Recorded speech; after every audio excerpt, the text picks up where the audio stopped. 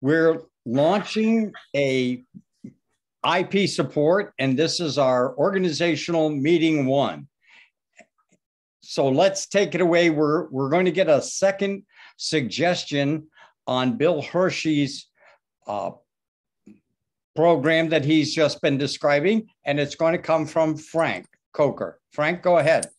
Oh, geez, unfair spotlight here. Hey, so one of the things I was thinking, Bill, is I've come in contact with a whole bunch of different very special purpose organizations, and they like to take programs of various kinds, and this one really looks like, you know, you could fit the bill, so to speak, to actually let them rebrand your program, but basically offer it through them. And so just example organizations, there's an optometry association that in the US that they're struggling to figure out business fundamentals.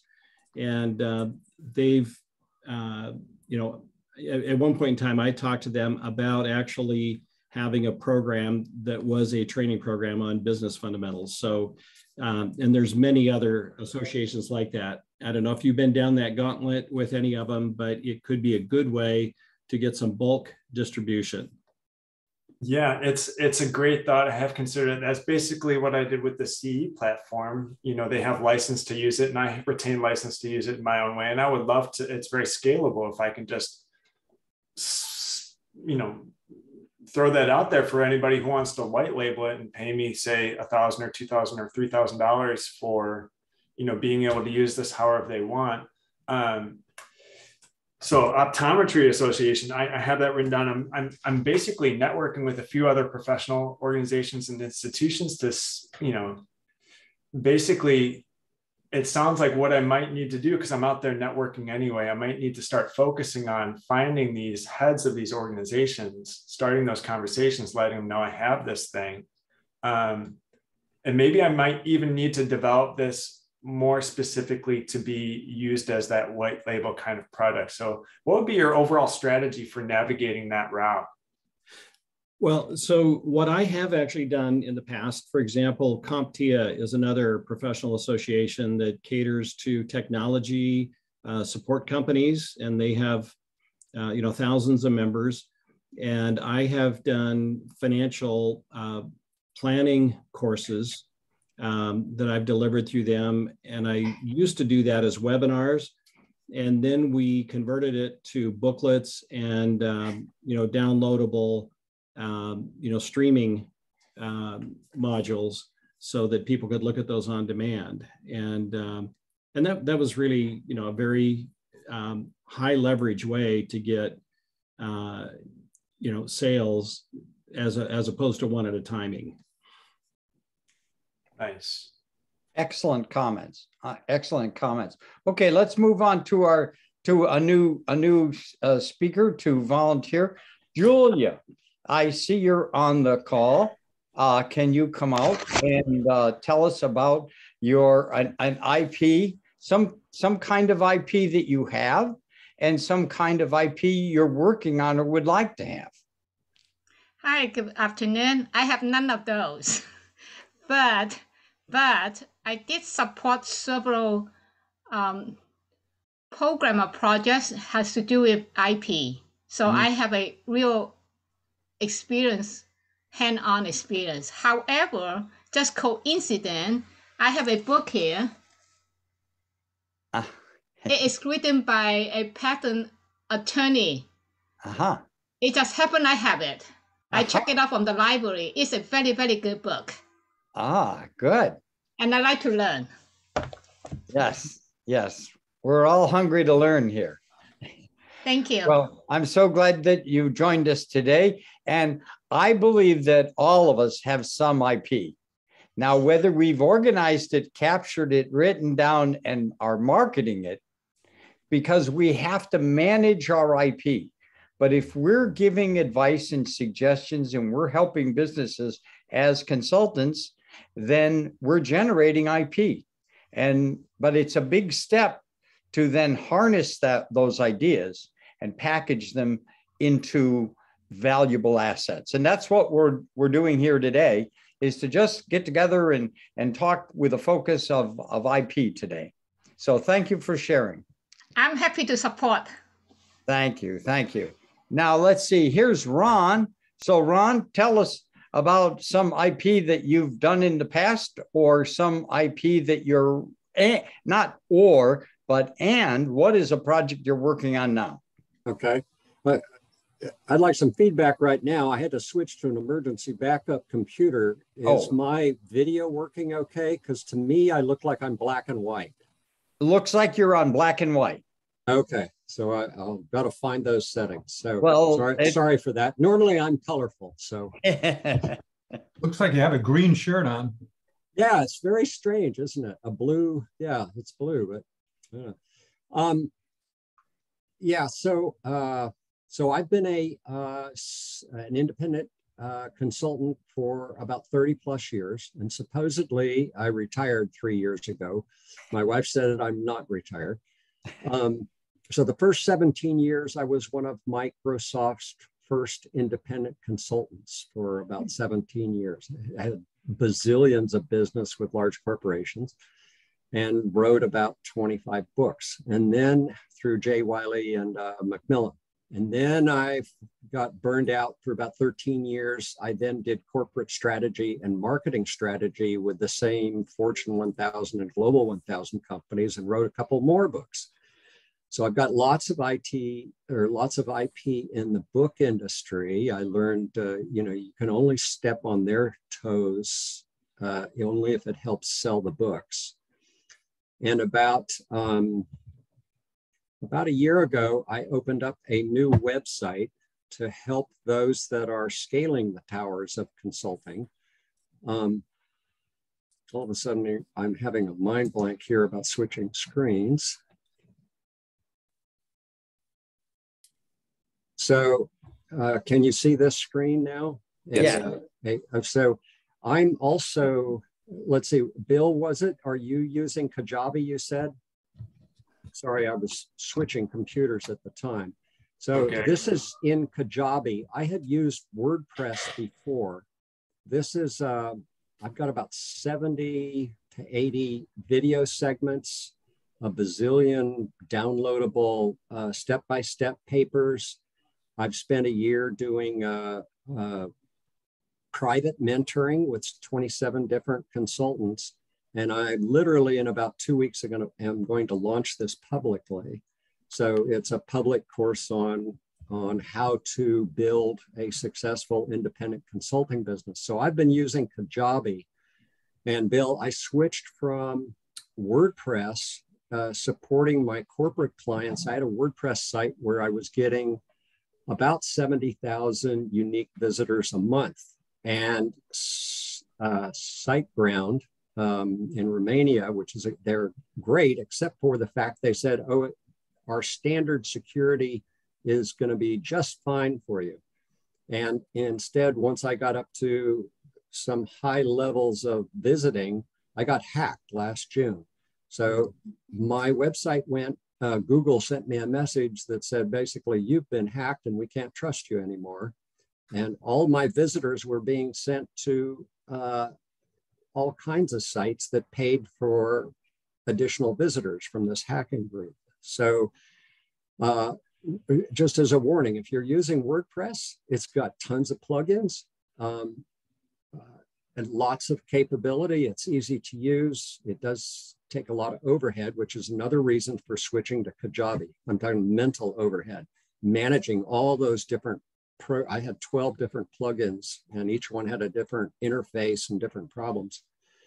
But if you're going to use WordPress, make sure you go with the highest level of security program. I'm using Sucuri right now, SUCURI, and that costs about $200 a year for that higher level, and they will restore your system for you. So Kajabi's been great, very easy to use. They've got a coaching system built in. It integrates with Zoom.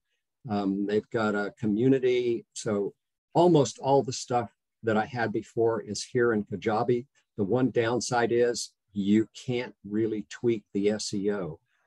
So you have to do a lot more work on like your social network to bring people in, because you're not gonna, I've always thought I was an SEO expert, and I haven't been able to get a good ranking like I had before with WordPress, a good ranking in Google. So, SEO changes constantly, unfortunately. Boy, it does that too. Yeah. Thank you, Ron. Thank you. Yeah, Okay, sorry, John, for going on. I'd just like to learn from the group. How can we learn how to protect content that we've got on our own individual sites? Who would like to offer an idea to Ron? Well, that's what we're here for. Well, we've got a couple of people who are security experts, but they're not on this call this afternoon. And that's something that if you get in touch with me, I can introduce you to a couple of security experts that are IMC members. Are you an IMC member yet? I was in the past. I was on the board of directors for Bacon, which is the San Francisco Bay Area Consultants Network. Oh. And I dropped out of that. They're independent from IMC, but pretty much the same thing. Oh, okay. Yeah. So, I was just wondering because I didn't recall I didn't recall this website. This is very nice, very nice. I'll put my contact information in the email, and then we can talk offline about a security person. Thank you, John. Thank you for sharing. Thank you. And this is obviously that was a great briefing, and this is a wonderful new project that you're involved in. Let's see who else is. Well, I'm not sure John, I'm not sure we answered your question. Question is, what advice can we give him? Can we give Ron on how to protect his IP? Yeah, it's protecting IP. Digital security I'm fine with, but it's the IP security. Yeah, so let me tell you how I do that. The first thing is I have an IP attorney that I use all the time. And so when I write a book, I go through the book and I look at things that might be violations of IP. And I identify those things which I think are intellectual property, unique tools, unique phrases, unique labels, unique configurations of, let's say, Excel, or unique graphical representations of some principle. And I go through and I tell them, I said, what's the best thing to do? Do I copyright this because it's in the book and make sure that copyright appears everywhere?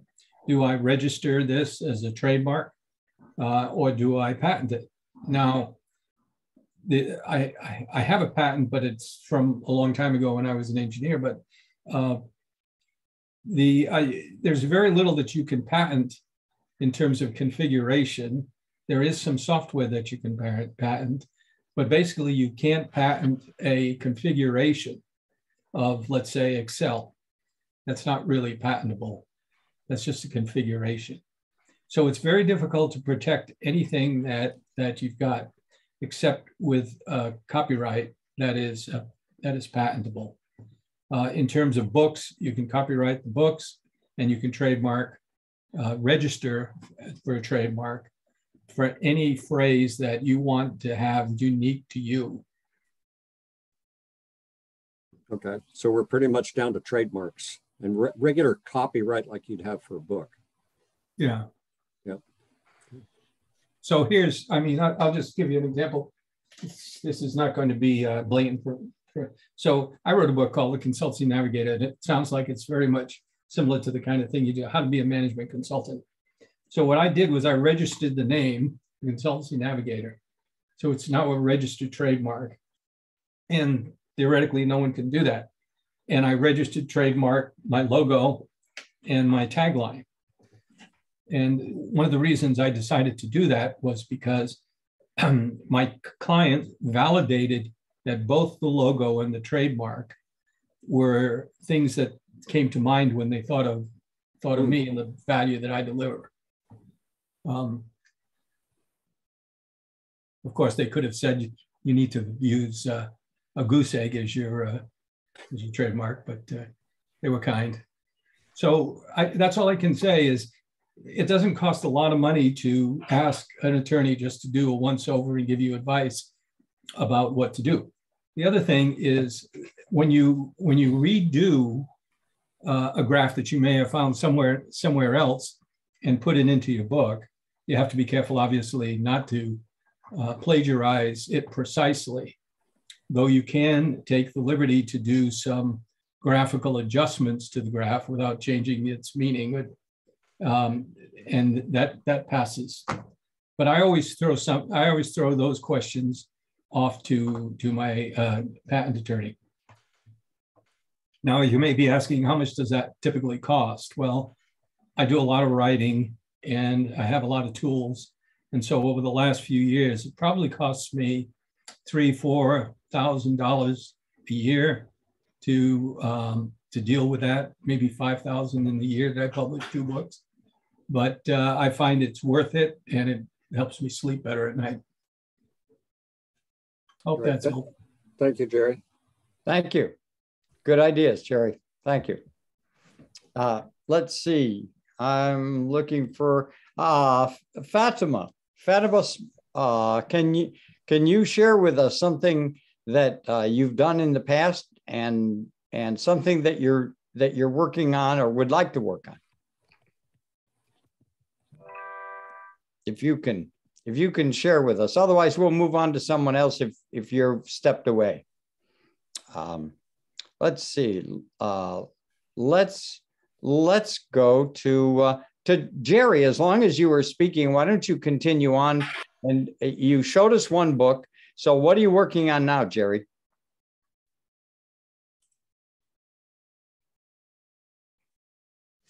Can't hear you. I thought of a triumvirate book, and I call it the Navigator series. And it's the Consulting Navigator, Navigational Selling, which are the 2 books you see behind me. And a third one, which I've got only about 30% complete, called Winning Against the Big Ships, Navigational Strategy for Small to Mid-sized Business. One of the other things that you have to do is you have to be careful not to say anything that's derogatory to people about people in what you do. So I have that attorney always look for anything that I've got that influences. And so I cleanse all of my case studies of names of companies and names of individuals without changing the substance of the story. So the stories are important to evaluate. You asked what I do, and I just finished a personal manuscript. Now that's not for general publication. And there's a lot of stories about a lot of family members in there.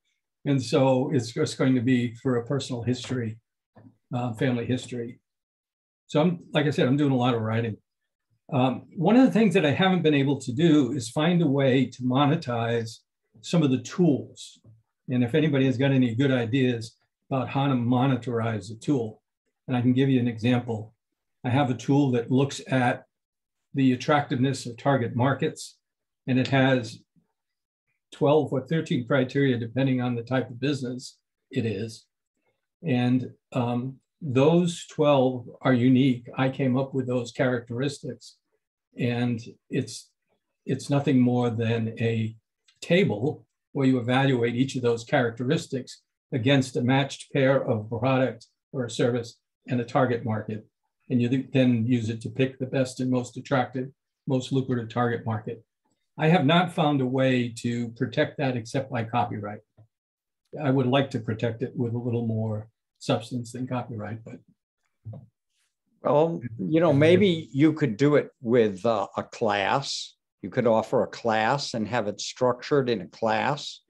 And you might have, at the end of the class, people who attend the class, you can give them the option that they can take a quiz, and then you could offer them some form of certificate. And then there's also the possibility of licensing.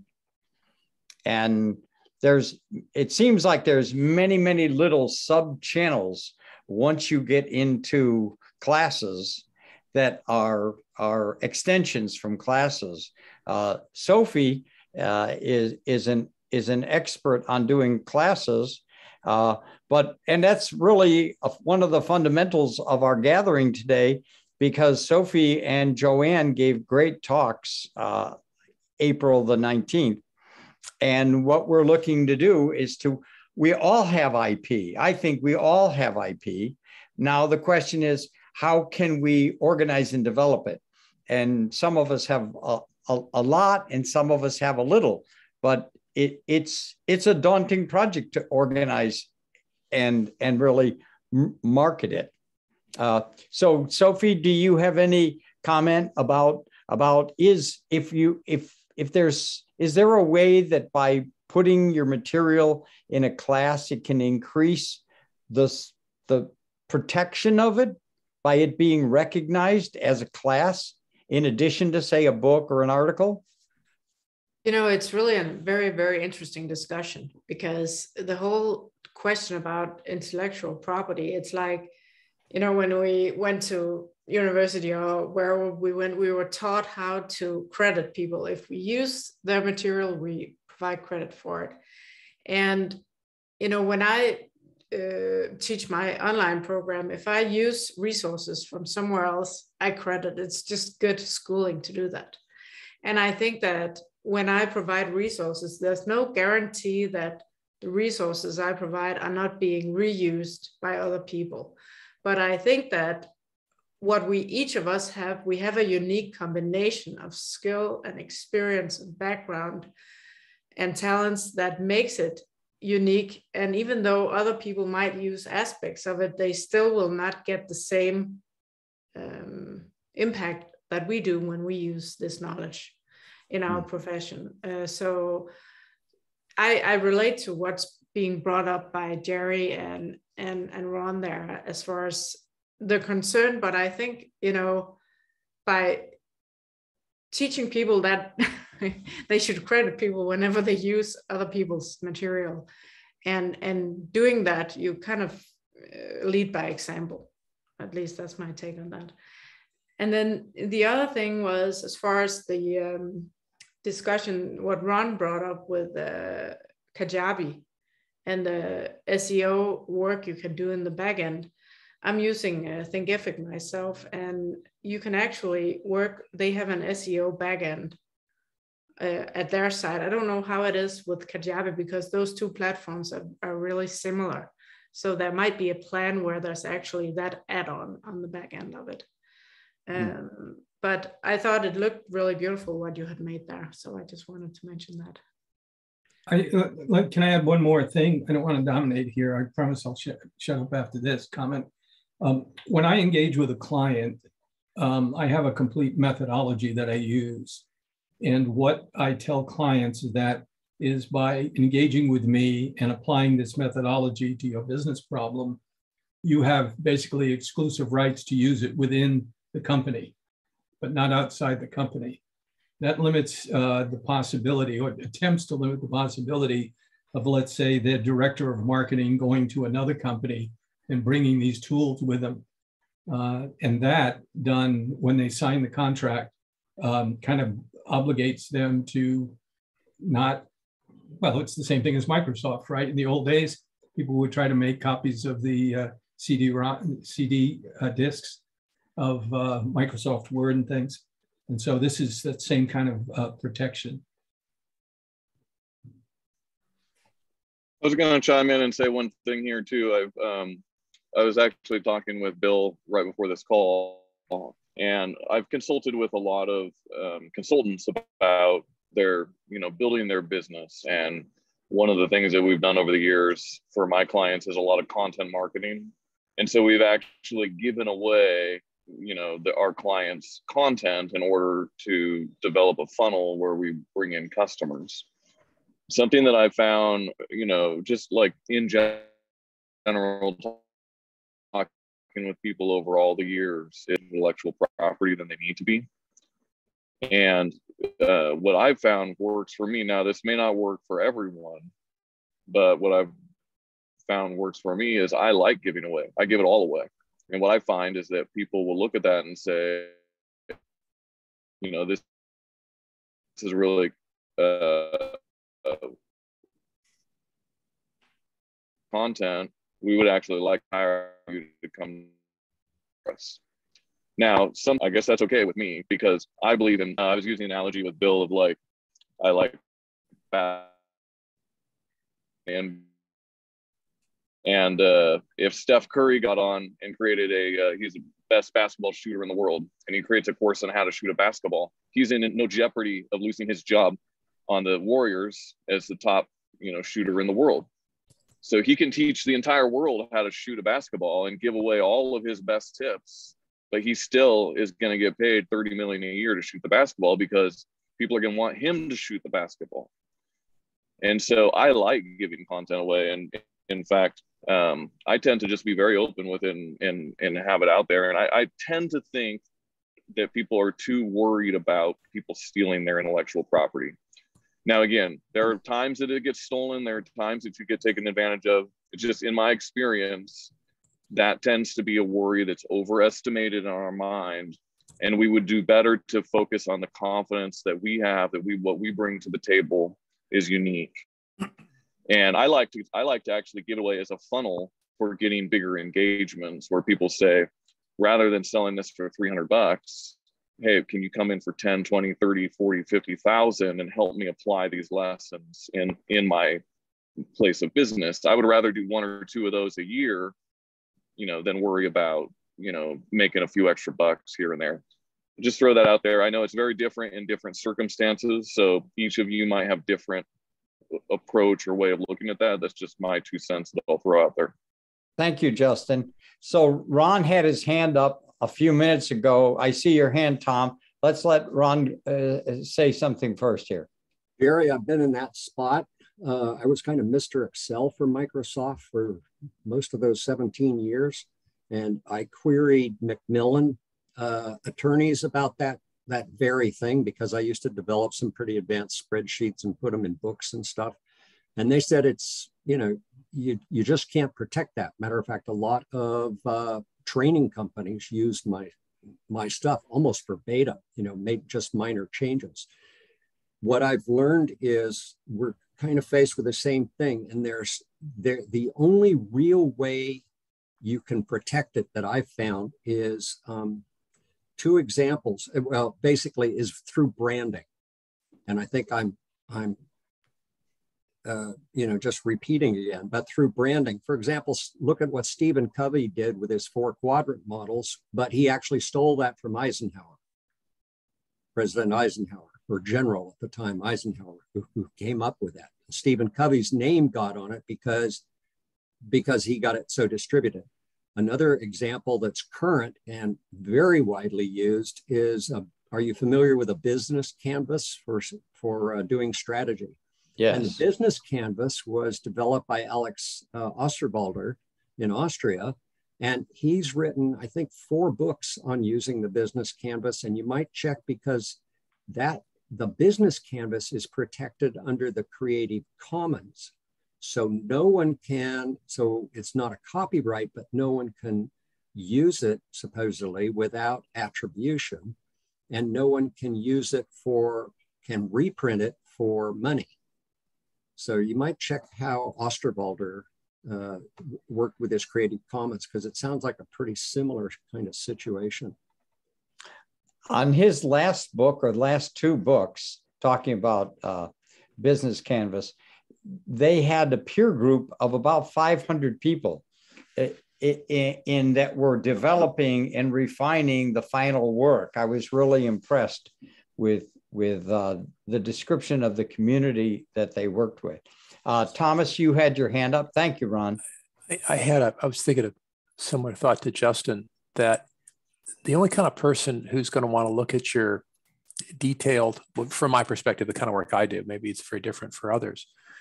If you were to try and do it yourself, just from what I wrote, either you're a genius in the bud and yay you, or you're one of these cheap do-it-yourselfers who would never hire me anyway.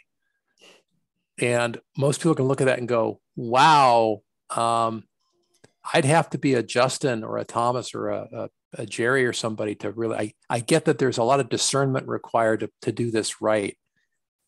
And busy executives with budget, the one thing they don't have is time.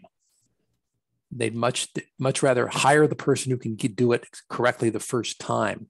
Our work tends to be pretty high risk, and hiring a second-rate cheap person is often much more expensive. And the smart clients know that, and the dumb ones you want to stay away from. Thank you. Thank you. Tariq, why don't you tell us a little bit about IP you've done and an IP project that you're working on or would like to work on? Tariq is from the Chicago chapter. Yeah. Well, I guess my projects essentially, when we contract, I work for the AEC industry, architecture, engineering, construction industries, work for a company called Parsons for the last 20 years. So even though I have recently become a CMC, but I haven't really done any independent consulting per se. I have been a consultant working for a company. And when we are hired by clients, and these are larger clients like Wamata, BART, and Caltrans, those kind of clients. Many times it is for design or construction. Those are defined projects. But what I like is whenever we are hired as general engineering consultants. So we are an engineering firm, but in all of these projects, essentially this is like a management consulting. So they hire us for our engineering expertise, but they do hire us for giving them advice on the engineering aspects or different aspects of work. But when we do that, we are essentially, working on their systems, and we agree to essentially that's their intellectual property. So if I create something that is for them, it is for them. It's not my company's or my property. And the way they operate is they basically, it's, I think, in more and more so happening that they have, they force us to work through the VPN system. So they have the ability to, work on, whatever I work on Excel spreadsheet or Word file or whatever, it is on their system. I don't have it on my system. And they have done most of the clients, not all of them. I mean, there are different levels, but most of the clients have developed some security systems where they can track who saved something, who changed something. So a lot of the work documents that we work on are common. So I'm working on it and I post it, and John, you are going to comment on it and you make your comments. And so all of those things, at the end of it, we develop a document or prepare a report or whatever it is that we are doing. But it is the intellectual property of the client that we are working for. So that's the way we operate. Thank you, Tariq. Thank you. Any comments on Tariq's share? I'm curious, Frank, you mentioned, going out to associations, which is my next step after I've been public for a couple of months and debugged everything with the courses. And I'm curious, has anybody heard horror stories of associations and companies recording your courses and then replaying them? I know many, many years ago, a division of Texas Instruments got caught doing that, and a couple of other corporations have. Actually, I did discover in one situation where one of my presentations was recorded and replayed a pretty fair amount, but actually I wound up getting some business off that, and so I was not too distraught on that whole scenario. So I haven't really encountered that as a frequent exposure. More often than that, I've had people copy images of presentation or slides, take screenshots of various analytical models that I've shown. And I've seen those pop up elsewhere. And that's been, a little disconcerting, but, I don't feel like my universe got totally undermined as a result of that. It occurs to me, hey, John, if Yes. I don't know if I should grab the baton Yes. in our relay race here, but I've got a really interesting story about the reverse scenario where a company tried to sue me for infringing on their copyright. And there was a whole trick that I learned from my patent attorney on how to avoid slings and arrows. But I kind of need to set the stage and kind of tell you what my IP is before I tell you the story of, should I do that on a fast forward? Sure, go ahead.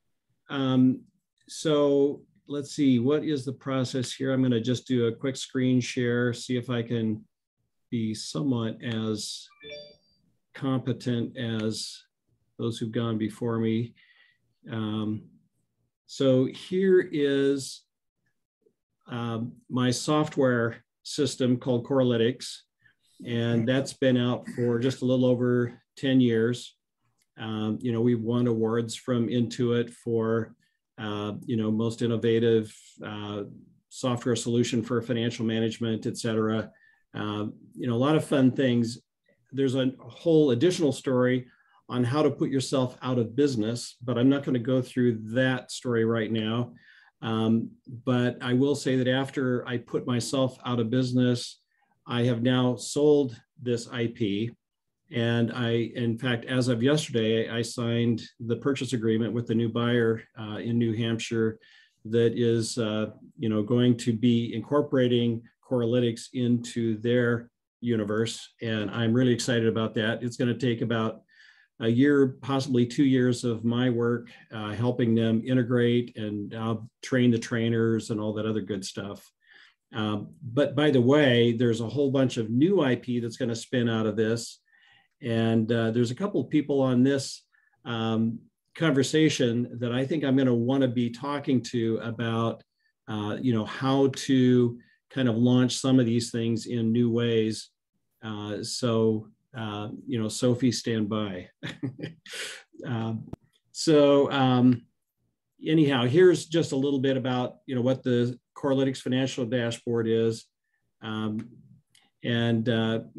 tool for advisors, a bunch of, it's really all based on the concept of predictive analytics. And so it does historical, current, and future kinds of analytics.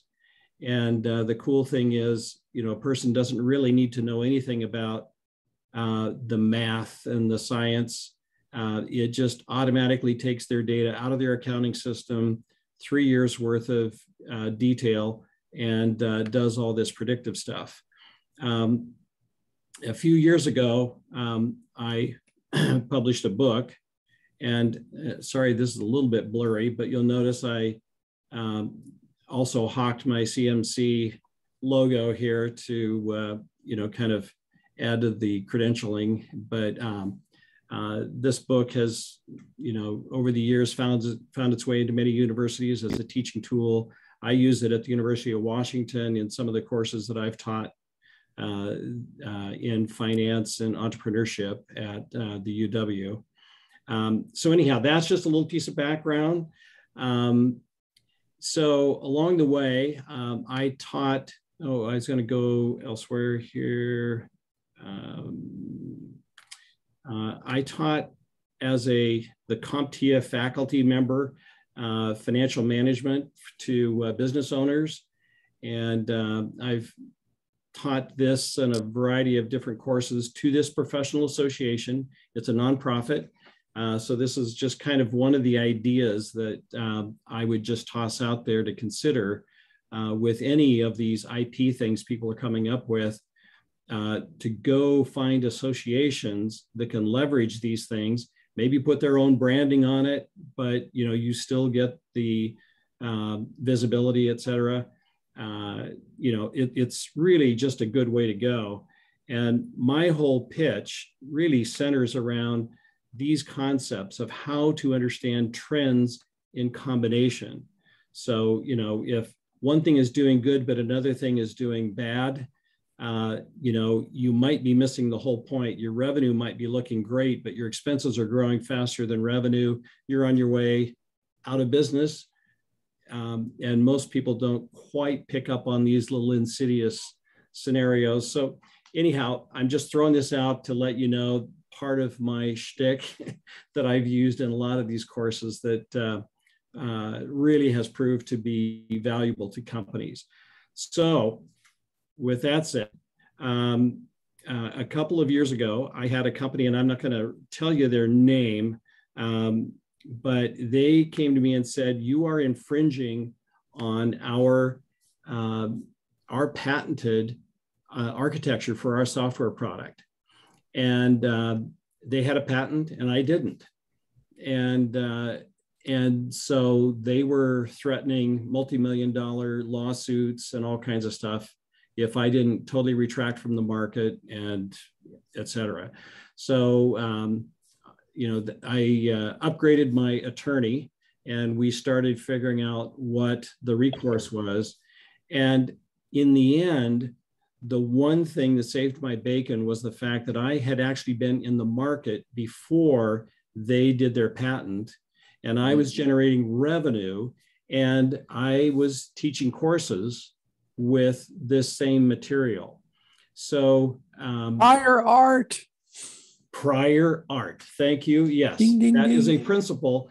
However, there's less traction to be had on prior art if that prior art was established something like 2 or 3 years ago. I don't know exactly when that cutoff was, but there's a gotcha there. So I just throw that out there. You know, this is where attorneys, you know, to Jerry's earlier point, can make all the difference in the world. And it's good to have your arsenal lined up when these kind of threats happen. So maybe that's enough. If there's any other question, you know, my big deal is the going forward with the new buyer of my IP, which is, you know, my personal little victory day that I'll be doing my happy dance about for decades to come. Congratulations, Frank. Yes, Hey, congratulations. Yeah, that's a real My win. grandfather was a patent attorney, and I don't know how much this applies now, but he always said if you wanted to save yourself all the effort of getting a patent, just put it all in an envelope and mail yourself 10 copies of it. And, you know, put all the details in an envelope, a sealed envelope, and mail it all to yourself. And then if you ever have a problem, you open that in the court, you have the date stamped on there, and you have proof that you know, that's all the proof you need. But that might be dated advice in some regards. Copyright, and it's valid. Yeah, that's right. That's right. There needs to be a copyright on it. But to be able to demonstrate that you had revenue, that you had customers, and that you were active in the market is kind of like the newer version of that same thing, Justin. It's just proof.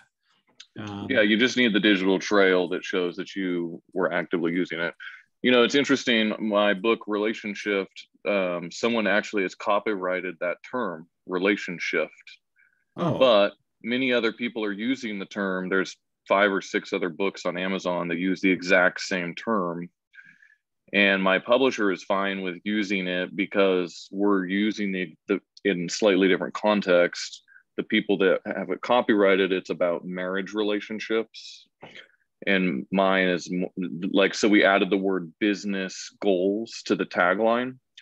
And that one small change, they feel like the attorneys are like, we're fine. You know, you basically have to take kind of the wind out of the sails of people, because if my book bombs, then nobody's ever going to care, right? But if it's a huge bestseller, then suddenly people are going to say, oh, you know, well, we want to have a lawsuit, right? Nobody sues poor people. So, so basically we're trying to, you know, hedge against that, but you kind of take the wind out of the sails by saying, you copyrighted that term, but this is a different use. Yeah. And so if it's in the whole protection is to make sure that whatever the word is, or whatever the phrase is that it can't confuse somebody in the industry to think that you're the real Coca-Cola, for example. Correct. Yeah. Right. But if you use the words Coca-Cola for some other thing associated with biomedical research or something, then you might be able to get it passed. I always see this. It's kind of funny because around Seattle, there's Starbucks towing, and it seems like kind of a funny thing because it's like such a big brand, but it's Starbucks towing. So apparently, it's got to be different enough. Towing was in existence before Starbucks coffee, by the way, which is really interesting. That just seems like a lawsuit that should have happened a long time ago. maybe that's how they're getting paid out. That's their retirement. They're getting a little bit of money from Howard Schultz. Charles has a question there. We're coming into 4:55. Chuck, you've got it. Go ahead. I just wanted to say briefly that it's a very different world when you write a book and you're sending it out there and you're promoting it, however, through a class or anything else, and you're hoping it's going to do well, as compared with somebody comes to you and says, we want you to write this book because, and we have a targeted market for it. We're going to publish it. We're going to distribute it. We know we can make money at it. I've only done it that way myself. I've never written the book and then just tried to see how it's going to do. And it's a very different experience when you get an advance check and the publisher's IP attorney is taking care of all that other stuff for you, and they have an editor. I think it's very brave and difficult just to cast your bread upon the water. Now, with Frank's stuff, he's been teaching it. It's very targeted, and he's able to leverage a deep dive, I'm sure. But I've published 3 books in all cases by somebody coming to me and saying, can you write this? And those can be corporations, very large corporations that want a book internally. So that's a market. And sometimes if they're going to sell it internally, that's a bigger market than if you have it on Amazon. The other thing is professional associations that have a large, they know who their target is, and they know what's going to sell, whether you're selling it digitally or whether you're selling it hard copy. And they'll do the marketing for you also. Thank you. Thank you. So Harvey's got some news that he and I were talking about earlier. So just a couple of minutes, we're at 4:57. Go ahead, Harvey. Can't hear you. Yeah, Harvey, your audio's not coming through. Can't hear you. Your audio's not working, Harvey. Nope. No. Okay, no moving audio. On. Your audio's not. Moving on, John. Yeah. Okay, let's see. So Sophie, you've spoken for a moment or two. What is your observation as we close out? And then we'll go back to Harvey if he gets his microphone fixed. So go ahead, I think Sophie. I'm just glad to be part of this meeting here and listen to all the attempts or all the things you already have put out there. There's so much to be done with all the resources that you all provide. And I believe that online courses is, and I have seen it by experience, it's a great way to generate some passive income based on all the resources that you have already. So I would definitely recommend that, of course, since that's also what I'm doing for a living, but I'm seeing how well it works for other people. So I believe you can make some great work for yourself and great benefits. There are several of us that have talked about working with Sophie to work on our individual courses, and that we could put a little group together. But that's something that we can talk about further. And the reason we're doing this group is it's a broad idea of IP in general, and courses are one important part, but everyone's working on a variety of different IP. And I think that by having this kind of support and Q&A is going to help all of us and certainly help the chapter in nationally. Harvey, have you been able to get your mic? I don't know. Can you hear me now? Yes, yes. We can hear you now. I would 60 seconds.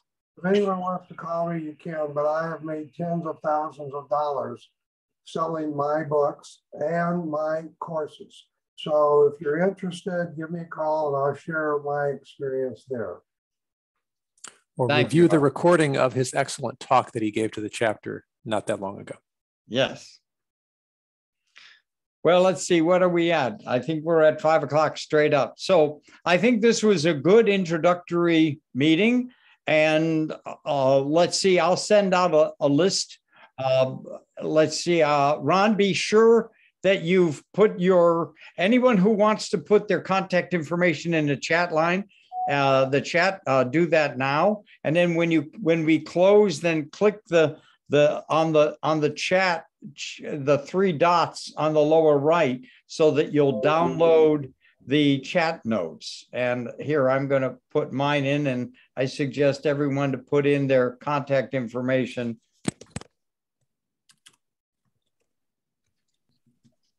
And who's got a killer closing that we should go out with some killer idea? Too much pressure, man. So you don't want something to kill an idea. You want the killer idea, right? I'll give you my niche market. Just think of that.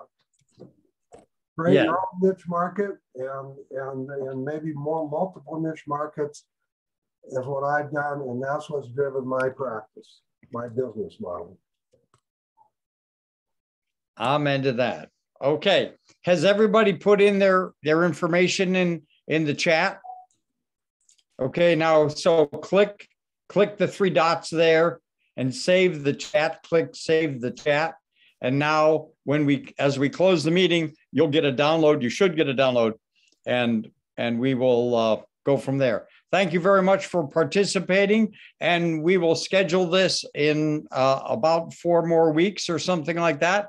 And I look forward to us creating a little dialogue on future ways that we can all work together to have more effective management of our IP. Thank you so much for attending.